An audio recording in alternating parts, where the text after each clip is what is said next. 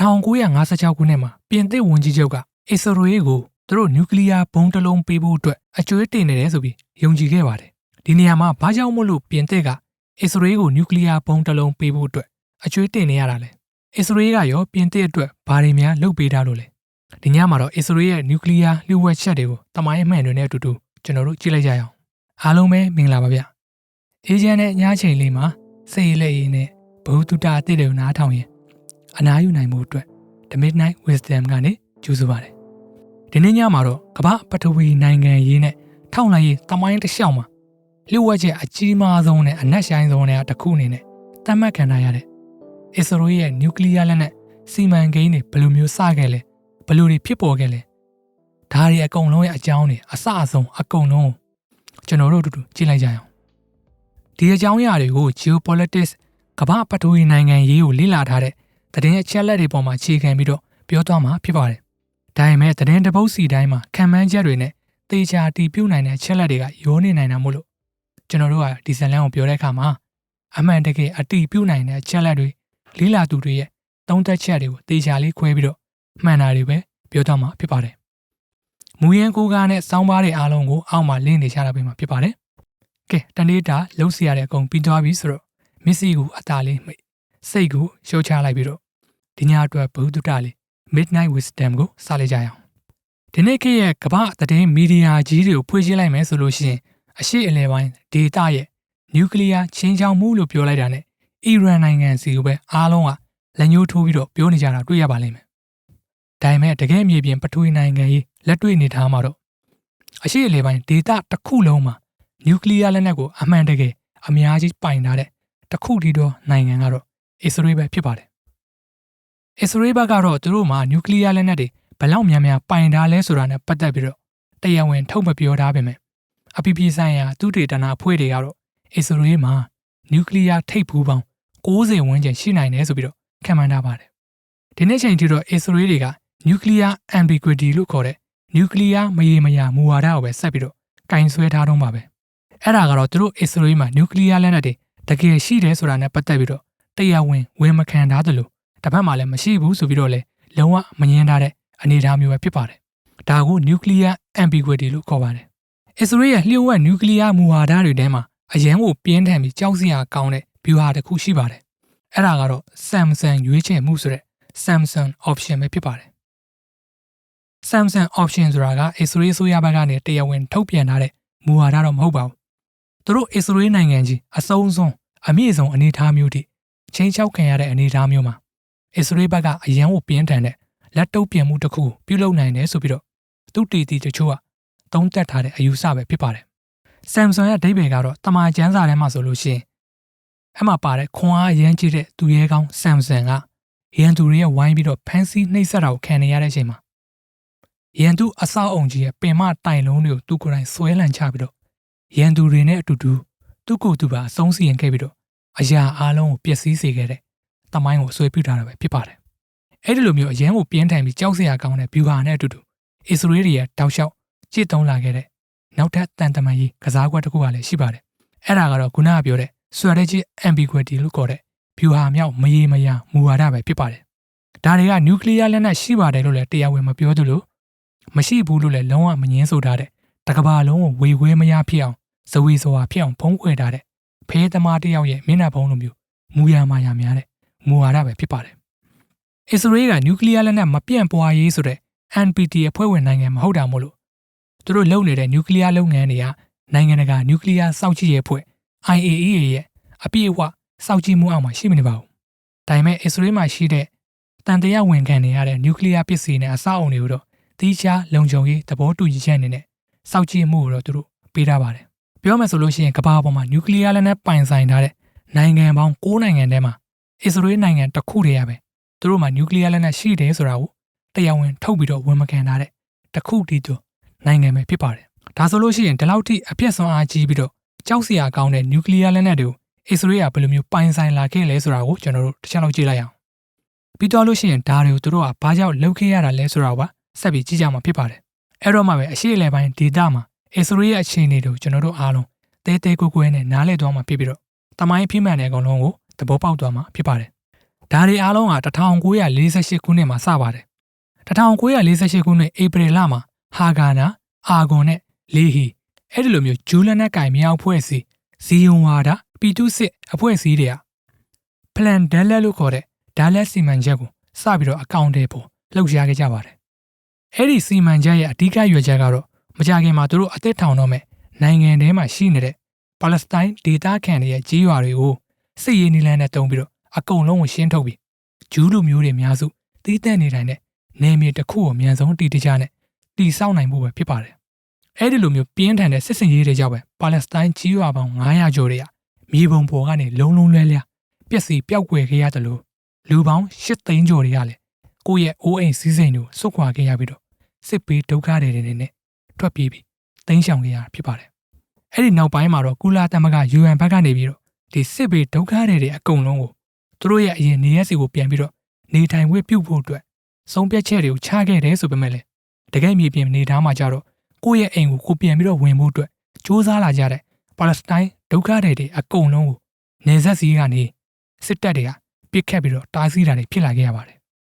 ်အစ္စရေးရဲ့ပထမအဦးဆုံးဝန်ကြီးချုပ်ဖြစ်လာမဲ့ဒေးဗစ်ဘင်ဂူရီယန်ကတော့ကမ္ဘာတစ်လျှောက်မှာဗြိတိရှအင်ပါယာကြီးတွေရဲ့နယ်မြေထိန်းချုပ်မှုနည်းလမ်းပြဟာတွေကိုဆယ်စုနှစ်နဲ့ချီအောင်အသေးစိတ်လေ့လာခဲ့တဲ့နိုင်ငံရေးခေါင်းဆောင်တစ်ယောက်ပဲဖြစ်ပါတယ်။ဒါကြောင့်မလို့ပဲသူကအရန်ကိုခါးသီးတဲ့အမှန်တရားတစ်ခုအနေနဲ့လူသားတွေရဲ့သဘောတဘာဝအမှန်တရားတွေကိုအစကတည်းကကောင်းကောင်းကြီးနားလည်ထားခဲ့တာပဲဖြစ်ပါတယ်။သူနားလည်ထားတဲ့အမှန်တရားကတော့သူတို့နေတဲ့နေအိမ်နေမြေတွေကိုလက်လွတ်ဆုံးရှုံးခံလိုက်ရတဲ့ဒေသခံပါလက်စတိုင်းတွေနဲ့လက်ရှိသူတို့အစ္စရေးကိုဝန်းရံထားတဲ့အာရပ်ကမ္ဘာတွေအားလုံးကဒါကိုဘယ်တော့မှလွယ်လွယ်လေးနဲ့အရှုံးပေးကြမှာမဟုတ်ဘူးဆိုတဲ့အချက်ပဲဖြစ်ပါတယ်။အဲ့တော့သူတို့နိုင်ငံတသေးလေးရဲ့လုံခြုံရေးကိုကာကွယ်ဖို့အတွက်ဆိုလို့ရှိရင်တစ်ဖက်ရန်သူတွေဘက်ကဘလို့မှမကြော်လွှားနိုင်တဲ့တန်မဏိတတိုင်းလိုမျိုးမဟာဗျူဟာလေးကြပြီးတော့လွှမ်းမိုးမှုထိန်းချုပ်နိုင်စွမ်းတွေအရန်ကိုကြီးတဲ့စစ်ရေးစွမ်းရည်တစ်ခုကတော့မဖြစ်မနေလိုအပ်နေတယ်ဆိုပြီးဘန်ဂူရီယန်ကအခိုင်အမာယုံကြည်ခဲ့ရတာဖြစ်ပါတယ်။ကိုပပက်လယ်မှာရန်သူတွေဝိုင်းနေတဲ့အိမ်တစ်လုံးကိုကာကွယ်ဖို့အတွက်ဆိုလို့ရှိရင်တာမန်ချန်စီယိုနဲ့ကတော့ဘလို့မှအဆင်မပြေပါဘူး။ဒါကြောင့်မလို့ပဲလုံးဝဝင်တိုးလို့မရတဲ့လျှက်စစ်တန်မဏိတတိုင်းလိုမျိုးတီဆောက်မှပဲစိတ်ချရတယ်ဆိုတဲ့သဘောပဲဖြစ်ပါတယ်။အဲ့ဒီအယူအဆယုံကြည်ချက်တွေရဲ့နောက်ဆက်တွဲရလန့်နေရတော့1948ခုနှစ်ဧပြီလမှာဘင်ဂူရီယန်ကဥရောပတိုက်မှာရှိနေတဲ့သူ့ရဲ့အဓိကတာဝန်ခံတွေစီကိုနျူကလ িয়ার လက်နက်ထုတ်ဖို့အတွက်သိပ္ပံပညာရှင်တွေကိုရှာဖွေစုဆောင်းပြီးတော့ခေါ်ယူလာဖို့အရေးပေါ်လျှို့ဝှက်ညွှန်ကြားချက်စာတမ်းဆောင်ကိုရေးပြီးတော့ပို့ပေးခဲ့ပါတယ်။ဒါကတော့အစ္စရေးရဲ့နျူကလ িয়ার စီမံကိန်းကြီးစီကိုဦးတည်သွားစေခဲ့တဲ့တမိုင်းဝင်ပထမဦးဆုံးခြေလှမ်းကြီးတစ်ခုဖြစ်လာခဲ့ပါတယ်။ဒုတိယကမ္ဘာစစ်ကြီးပြီးသွားတဲ့ချိန်တုန်းကဆိုလို့ရှိရင် Holocaust လို့ခေါ်တဲ့နာဇီတွေရဲ့ရဲရဲဆက်ဆက်ဂျူးလူမျိုးတွေကိုတပ်ဖြတ်တဲ့ဘေးကနေတီလေးလွတ်မြောက်လာခဲ့တဲ့ဉာဏ်ကြီးရှင်ဂျူးသိပ္ပံပညာရှင်တွေအများစုကအဲ့တော့ကဆိုလို့ရှိရင်ဥရောပတစ်ခွင်မှာအများကြီးပြည့်ပြီးတော့ရှိနေခဲ့ပါတယ်။သူတို့တွေအားလုံးကနာဇီလက်တွေကနေလွတ်မြောက်လာပြီးတော့အသက်ရှင်ကျန်ရစ်နေတဲ့သိပ္ပံပညာရှင်တွေပဲဖြစ်ပါတယ်။အစ္စရေးရဲ့ပထမဦးဆုံးဝန်ကြီးချုပ်ဒေးဗစ်ဘန်ဂူရီယန်ကအဲ့ဒီထူးချွန်တဲ့သိပ္ပံပညာရှင်တွေကိုသူတို့နိုင်ငံစီကိုမဖြစ်မနေအရောက်ဖိတ်ခေါ်ပြီးတော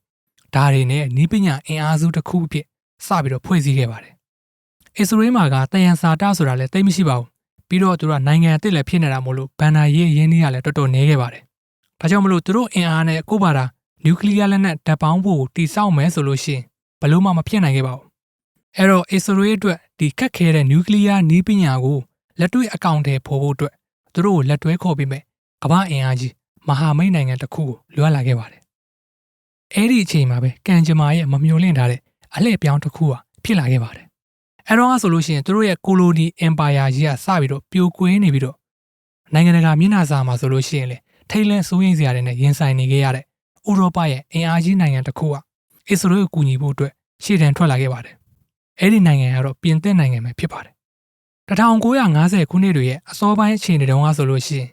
်ပြင်သစ်နိုင်ငံကတမိုင်းတစ်လျှောက်မှာအဆိုးရွားဆုံးအကျက်တဲပေါင်းစုံနဲ့ကြုံတွေ့ခဲ့ရတဲ့အချိန်တစ်ခုဖြစ်ပါတယ်။ဒုတိယကမ္ဘာစစ်ကနေရတဲ့ဒဏ်ရာဒဏ်ချက်တွေကြောင့်ပဲပြင်သစ်နိုင်ငံရဲ့စီးပွားရေးတစ်ခုလုံးကအစိမ့်စိမ့်မော်မော်ပျက်စီးခဲ့ရပြီးတော့အရှေ့တောင်အာရှဗီယက်နမ်ကနေစပြီးတော့မြောက်အာဖရိကအယ်ဂျီးရီးယားတွေထိဆယ်စုနှစ်နဲ့ချီပြီးဖြန့်ကျက်ထားခဲ့တဲ့သူတို့ပြင်သစ်ကိုလိုနီအင်ပါယာကြီးတစ်ခုလုံးဟာဒေသခံတွေရဲ့လွတ်လပ်ရေးတော်လှန်စစ်တွေကြောင့်ပဲပြိုကွဲလူနီးပါအခြေအနေတွေကိုရင်ဆိုင်နေကြရတာဖြစ်ပါတယ်။အဲ့ဒီအချိန်မှာပြင်သစ်နိုင်ငံခေါင်းဆောင်တွေယုံကြည်ထားတာကတော့ စစ်အေးတိုက်ပွဲရဲ့အမေရိကန်နဲ့ဆိုဗီယက်တွေရဲ့ကြီးစိုးမှုလွှမ်းမိုးမှုအောက်ကနေရုံထွက်နိုင်ပြီးတော့သူတို့ပြင်သစ်တွေရဲ့မျိုးသားလွတ်လပ်ခွင့်နဲ့အချုပ်ချာအာဏာလုံခြုံရေးတွေကိုအခိုင်အမာအာမခံချက်တစ်ခုပေးနိုင်မယ်။တစ်ခုတည်းသောနီလန်ကတော့နျူကလ িয়ার လက်နက်ပဲဖြစ်တယ်ဆိုပြီးတော့အခိုင်အမာယုံကြည်လက်ခံခဲ့ကြတာဖြစ်ပါတယ်။အဲ့ဒီလိုနဲ့1950ပြည့်နှစ်တွေရဲ့အစောပိုင်းကာလမှာပဲပြင်သစ်နိုင်ငံက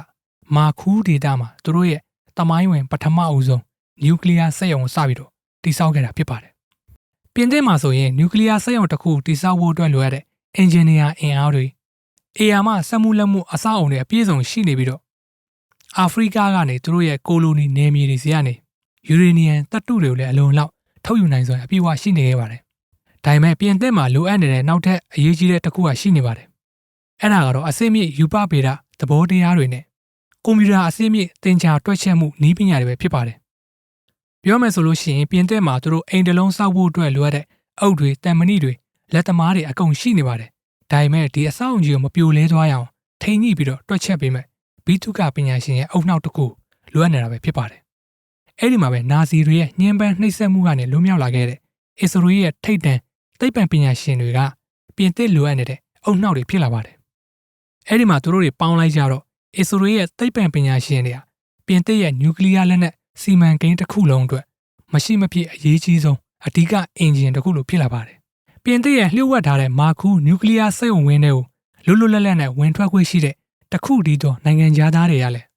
းဒီအစ္စရေးပညာရှင်တွေဖြစ်ခဲ့ပါတယ်။ဒါပေမဲ့ကျွန်တော်တို့သေချာကြည့်လိုက်မယ်ဆိုလို့ရှိရင်ဒီနှစ်နိုင်ငံပေါင်းပြီးတော့နျူကလ িয়ার ထုတ်နေတာတွေကသူတို့တွေတယောက်နဲ့တယောက်ကူညီခြင်းစိတ်တွေလူမှုရေးစိတ်တွေပရာဟိတစိတ်တွေနဲ့ဝိုင်းပြီးတော့လုပ်နေကြတာမဟုတ်ပါဘူး။ပြင်သစ်နဲ့အစ္စရေးဒီပူးပေါင်းလှုပ်ဆောင်မှုတွေရဲ့နောက်ကွယ်မှာတော့ပထဝီနိုင်ငံရဲ့ geopolitics အပေးအယူတွေနဲ့သွေးစွန်းနေတဲ့နိုင်ငံရေးကစားကွက်တွေအများကြီးပါနေခဲ့ပါတယ်။ပြင်သစ်တွေကအစ္စရေးနိုင်ငံအတွက်အဓိကလိုအပ်နေတဲ့ခေတ်မီလက်နက်တွေကိုထောက်ပံ့ပေးခဲ့တဲ့လူဖြစ်လာပြီးတော့တစ်ဖက်မှာလည်းအယ်ဂျီးရီးယားမော်ရိုကိုနဲ့တူနီးရှားတို့လိုပြင်သစ်ရဲ့မြောက်အာဖရိကကိုလိုနီတွေစီမှာအာရဗ်လွတ်လပ်ရေးလှုပ်ရှားတော်လှန်မှုတွေအရှိန်အဟုန်နဲ့ပေါ်ပေါက်လာတဲ့အချိန်တုန်းကဆိုလို့ရှိရင်လေအစ္စရေးတွေကဒါတွေကိုချေမှုန်းနှိမ်နင်းနိုင်မှုအတွက်ပြင်သစ်စစ်တပ်ကိုအရေးကြီးတဲ့ထောက်လှမ်းရေးသတင်းချက်လက်တွေကိုအပြည့်အဝပြင်ပြီးတော့ကူညီပံ့ပိုးပေးခဲ့တာဖြစ်ပါတယ်။ဒါနဲ့တည်းမပြီးသေးဘူး။ကုလသမဂ္ဂညီလာခံတွေမှာဆိုလို့ရှိရင်လေအဲ့ဒီအာရဗ်နိုင်ငံတွေရဲ့လွတ်လပ်ရေးတောင်းဆိုမှုတွေကိုပယ်ချနိုင်မှုအတွက်အစ္စရေးတွေကပြင်သစ်ဘက်ကနေမဲပေးပြီးတော့ကာဝယ်ပေးခဲ့ပါတယ်။ပြီးတော့အစ္စရေးဝန်ကြီးချုပ်ဖြစ်တဲ့ဒေးဗစ်ဘန်ဂူရီယန်ကပြင်သစ်ခေါင်းဆောင်ချားစ်ဒီဂေါ်ဘာပြောခဲ့လဲဆိုလို့ရှိရင်အယ်ဂျီးရီးယားနေမြေတွေကိုပြင်သစ်အခြေချနေထိုင်တဲ့လူတွေနဲ့ဒေသခံတိုင်းရင်းသားတွေကြားမှာတယောက်နဲ့တယောက်မတူအောင်ခွဲခြားပြီးတော့အုပ်ချုပ်ဖို့အထိတောင်အကြံဉာဏ်ပေးခဲ့တာဖြစ်ပါတယ်။အဲ့ဒါကိုဒေးဗစ်ဘန်ဂူရီယန်ကဘယ်လိုပြောလဲဆိုလို့ရှိရင်ဒါကအယ်ဂျီးရီးယားရဲ့ပြဿနာကိုဖြေရှင်းနိုင်တဲ့တခုတည်းသောနီလန်ပဲဆိုပြီးတော့ပြောခဲ့တာဖြစ်ပါတယ်။ပြင်သစ်ခေါင်းဆောင်ဒီဂေါစ်ကတော့အဲ့ဒီအစီအစဉ်ကိုအာဖရိကတွေကပြင်သစ်အစ္စရေးရေးဆိုပြီးတော့တင်စားပြီးတော့ရည်ညွှန်းခဲ့တာဖြစ်ပါတယ်။ပြင်သစ်နဲ့အစ္စရေးသူတို့တွေတယောက်နဲ့တယောက်ပေါင်းပြီးတော့အပေးအယူတွေလုပ်အလုပ်တွေတွဲလုပ်ခဲ့တာတွေက1956ခုနှစ်မှာတော့ဆူအတ်တူမြောင်းအရေးခင်းမှာအထွတ်အထိပ်ကိုရောက်လာခဲ့ပါတယ်။အီဂျစ်သမ္မတဖြစ်နေတဲ့ဂါမယ်အက်ဖ်ဒယ်နဇာကဆူအတ်တူမြောင်းတွေကိုသူတို့နိုင်ငံပိုင်နေနဲ့သိမ်းပစ်ခတ်လိုက်ပြီးတော့အယ်ဂျီးရီးယားရဲ့လွတ်လပ်ရေးတိုက်ပွဲတွေကိုလည်းအစွမ်းကုန်ကူညီပေးနေခဲ့တာကြောင့်မလို့ပဲအဲ့ဒီချိန်မှာပြင်သစ်ဗြိတိန်နဲ့အစ္စရေးဒီသုံးနိုင်ငံတွေကပေါင်းပြီးတော့အီဂျစ်ကိုလျှို့ဝှက်ကျူးကျော်တိုက်ခိုက်ဖို့အတွက်ပေါင်းပြီးကြံစည်ခဲ့ကြပါတယ်ဒီနေရာမှာအစ္စရေးတပ်တွေကအရင်ဆုံးစပြီးတိုက်ခဲ့ပါတယ်သူတို့တွေကဆိုင်းနိုင်တဲကန်နာဒါတွေကိုအလုံးရင်းနဲ့ထိုးဖောက်ပြီးတော့ဝင်တိုက်ခဲ့ပေမဲ့နောက်ပိုင်းမှာတော့အမေရိကန်နဲ့ဆိုဗီယက်ပြည်ထောင်စုတွေရဲ့ပြင်းထန်တဲ့နိုင်ငံတကာဖိအားတွေကြောင့်ပဲပြင်သစ်ဗြိတိန်နဲ့အစ္စရေးတွေကပြန်ပြီးတော့နောက်ဆုတ်ပေးခဲ့ရတာဖြစ်ပါတယ်အဲ့ဒီမှာပြင်သစ်ဗြိတိန်နဲ့အစ္စရေးပေါင်းလုပ်ခဲ့တဲ့ဒီဆူအတ်စစ်စင်ရေးကြီးဟာကြာရှုံးသွားခဲ့တယ်ဆိုပေမဲ့ဒီတိုက်ပွဲမှာအရင်ဆုံးဝင်တိုက်ပေးခဲ့တဲ့အစ္စရေးတွေရဲ့တစ္ဆာစောက်သိမှုအတိအမှတ်ပြုတဲ့အနေနဲ့အဲ့ဒီအချိန်မှာပြင်သစ်ဝန်ကြီးချုပ်ဖြစ်တဲ့ဂင်မိုလက်ကပြင်သစ်နိုင်ငံအနေနဲ့အစ္စရေးပေါ်မှာနျူကလ িয়ার ဘုံအကျွေးတင်နေပြီဆိုပြီးတော့ယုံကြည်ခဲ့ပါတယ်ဒီလောက်ထိဆိုလို့ရှိရင်အစ္စရေးတွေနျူကလ িয়ার လက်နက်ရဖို့အတွက်ဝင်ပြီးပါလာခဲ့တဲ့ပြင်သစ်တွေရဲ့ဇလန်းတွေအကုန်လုံးကျွန်တော်တို့သဘောပေါက်သွားပါပြီဟုတ်ကဲ့အစ္စရေးရဲ့လျှို့ဝှက်နျူကလ িয়ার စီမံကိန်းအကြောင်းပထမပိုင်းကတော့ဒီမှာပဲပြီးဆုံးသွားပါပြီခင်ဗျာကျန်တဲ့ဒုတိယပိုင်းတွေအကုန်လုံးအတွက်မနက်ဖြန်ဒီချိန်မှာကျွန်တော်တို့တွေထပ်ပြီးစုံကြရအောင်အဆုံးထိသေချာလေးနားထောင်ပေးတဲ့အတွက်အားလုံးကိုကျေးဇူးအများကြီးတင်ပါတယ်ခင်ဗျာအားလုံးပဲကောင်းသောညလေးပိုင်ဆိုင်ကြပါစေဗျနောက်ပြီးတော့အခုလိုမျိုးဗီဒီယိုလုပ်တဲ့အခါမှာကောင်းနေပြီးသားအကြောင်းအရာတစ်ခုဇာတ်တို့နဲ့ပို့ပြီးကောင်းလာဖို့အတွက်ရ ပြီးတော့ကိုပြောတဲ့အချက်လက်တစ်ခုဟာမှန်မှန်ကန်ကန်နဲ့ဖြစ်နေဖို့အတွက်အချက်လက်တွေစစ်ဆေးတဲ့အခါမျိုးတွေမှာဆိုလို့ရှိရင်ကျွန်တော် AI ရဲ့အကူအညီကိုများကြီးယူထားရပါတယ်လက်ရှိမှာကျွန်တော် AI ကိုဘယ်လိုအသုံးချနေလဲလက်တွေ့ကျကျဘယ်လိုမျိုးအသုံးချနေလဲဆိုတာနဲ့ပတ်သက်ပြီးတော့အထူးသဖြင့် Gemini AI ကိုလက်တွေ့ဘဝမှာအကောင်းဆုံးဘယ်လိုအသုံးချရမလဲဆိုတာနဲ့ပတ်သက်ပြီးကျွန်တော်အခမဲ့ပညာဒါနမျှဝေမှုလေးတစ်ခုလုပ်ဖို့ရှိပါတယ် AI ကိုအသုံးချပြီးတော့ online ကနေပတ်စံရှာတာတွေတစ်လဘလောက်ရတာတွေဒါတွေတခုမှမဟုတ်ပါဘူးလက်တွေ့ဘဝမှာပဲကျွန်တော်တို့လက်တွေ့ကျကျဘယ်လိုမျိုးအသုံးချရမလဲဆိုတာနဲ့ပတ်သက်ပြီးတော့ Google ကနေအခမဲ့ပေးထားတဲ့ free အခမဲ့ version Gemini ရဲ့အသုံးချပြီးတော့ကျွန်တော်တို့ဘယ်လိုမျိုးအကျိုးရှိနဲ့အသုံးချရမလဲဆိုတာကိုမျှဝေပေးမှာဖြစ်ပါတယ်အဲ့တော့စိတ်ဝင်စားရဆိုလို့ရှိရင်အောက်မှာ link ချပေးထားပါတယ်မကြခင်မှာအခမဲ့ပညာဒါနမျှဝေမှုလေးစဖို့ရှိပါတယ်ဒီညအတွက် Midnight Wisdom ကတော့ဒီလောက်ပါပဲအားလုံးပဲစိတ်အေးချမ်းသာစွာနဲ့အိမ်မက်လလမှန်းနိုင်ကြပါစေခင်ဗျာ